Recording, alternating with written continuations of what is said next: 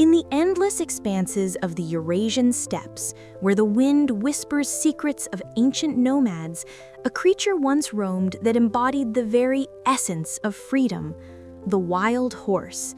Not the Mustangs of the American West or the Brumbies of Australia, but the true last survivor of untamed equine lineage, the Przewalski's horse. Declared extinct in the wild just decades ago, this stocky, resilient beast has clawed its way back from the brink through human ingenuity, passion, and a touch of miracle.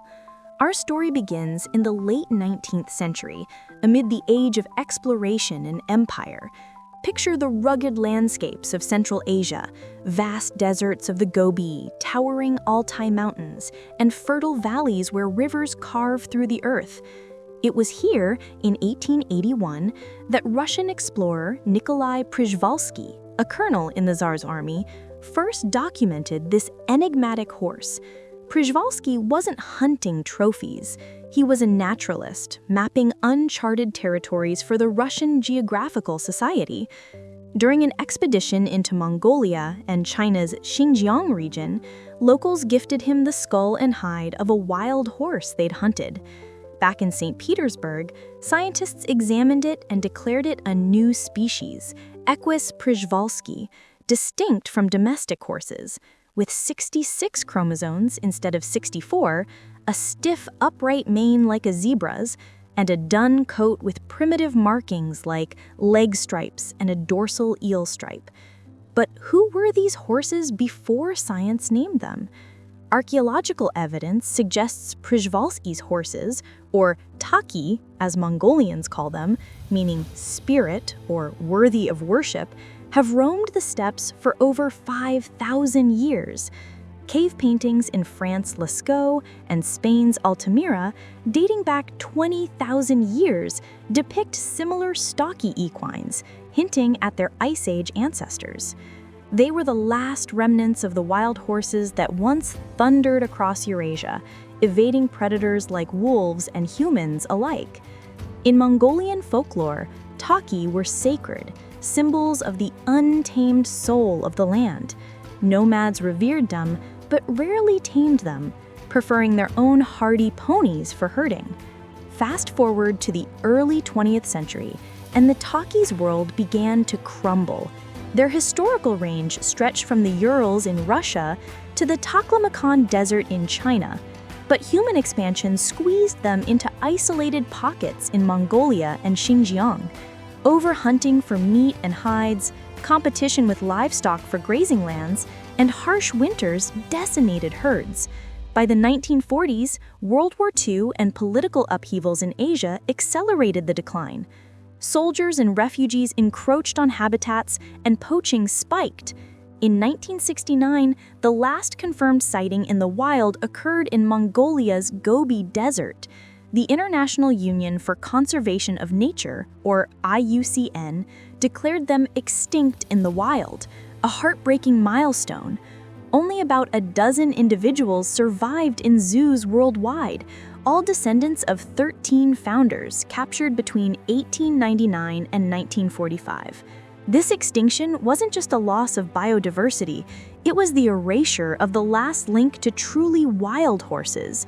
Unlike feral horses, which are domesticated escapees, Przewalskis are genetically wild, never bent to human will. Their survival hinged on captive breeding programs, spearheaded by visionaries like the Czech zoologist Yuri Yanda at Prague Zoo. In 1959, the first international stud book was established to track bloodlines and prevent inbreeding. Zoos in Europe, the US, and Australia collaborated, carefully pairing horses to maximize genetic diversity. By the 1980s, the captive population grew to over 1,000. But challenges loomed. Limited gene pool led to health issues like reduced fertility and weakened immune systems. The turning point came in the 1990s. Reintroduction. Mongolia, the taki's spiritual homeland, led the charge. In 1992, under the auspices of the Foundation for the Preservation and Protection of the Przewalski Horse, or FPPHP, in the Netherlands, 16 horses were flown from European zoos to Holstein National Park, a protected steppe reserve. Acclimatization was meticulous. Horses spent years in semi-wild enclosures learning to forage, form herds, and evade predators. Challenges abounded. Harsh zooed winters, extreme cold and snow killed many early releases, and hybridization risks with domestic horses loomed. But successes mounted.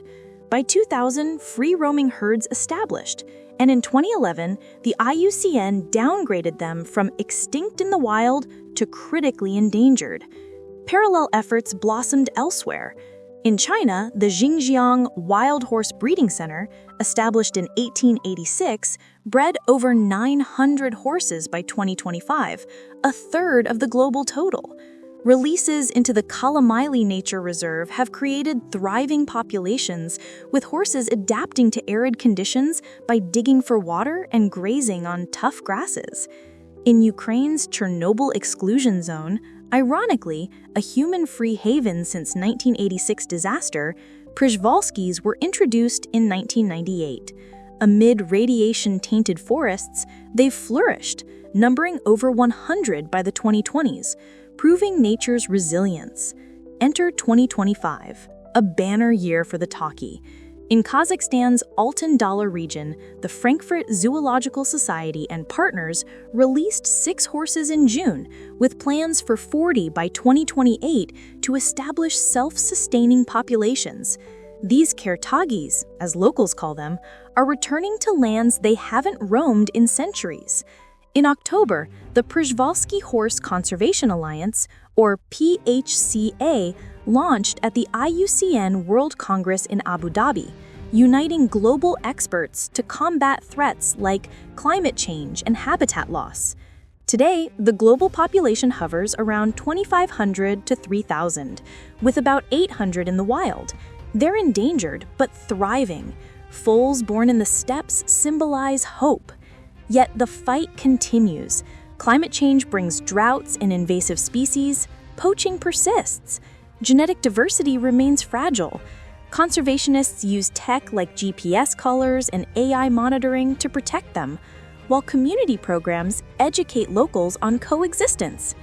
In the end, the Przewalski horse teaches us that extinction isn't inevitable. From the brink in 1969 to roaming free in 2025, their story is our story, a reminder that with dedication, we can restore what's lost. Thank you for joining this epic survival saga. If it moved you, like, subscribe, and comment. What's your take on wildlife conservation? Share below.